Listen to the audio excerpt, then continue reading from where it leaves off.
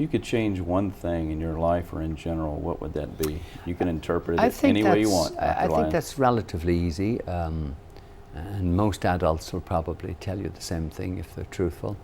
Most adults regret not having a musical instrument, and I remember as a child playing the piano and so forth, and not sticking to it. Most adults regret not having more languages, and I have reasonable French and I can get by in Spanish. But when my son came along, when my daughter came along, both of them had PhDs, and so there's 3 PhDs in our family. Wow. And then my wife, she says she's the only one who doesn't. She's probably the smartest of the 4. But in both cases, one in particular, they're very proficient at languages. And the other one is proficient at languages and also an accomplished violinist.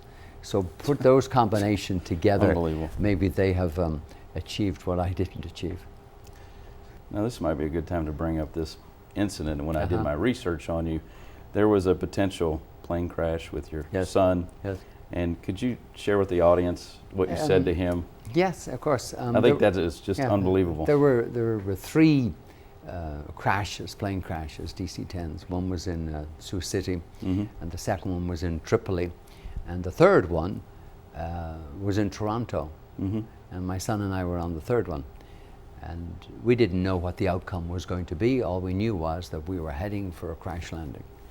And that the decision was made, in fact, by the pilot that we would fly from Rio and we get rid of all the gas, we might as well go home. And perhaps he felt more comfortable being his home, Toronto. And so my son was about 12 at the time, and everybody was wailing, and what shall we do? And we're going through all this preparation, brace position and so forth. And Mark turned to me and said, Dad, what do you think? I said, happens all the time, Mark. It's my job, I travel. And he said, what should I do? I said, I think you should, read your book. That's what I would do. So anyway, Mark read his book and went through, got through this brace position. And as it turned out, we had a perfectly safe landing. There was something wrong with the undercarriage. We'd lost a part of it. And when Mark talked to, and we were on TV, and his mum saw the plane coming in on TV. And when Mark actually said to his mum, she said, well, what do you think, Mark? Were you afraid? He said, no. Dad said, read your book. I just read my book, and so forth. And I say that because there's a leader, and parents are leaders. What are you going to tell your son? My gosh, don't jump into that pool, you're going to drown. No, he said, jump in there, I'll be there to help you. That's a leader.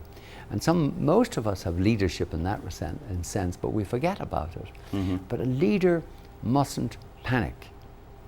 You mustn't panic. You must, think about it. You don't want to think about it too much, but think about it and not panic. And you cannot transmit your concern, whatever your concern is, to the other person, and certainly not to your child.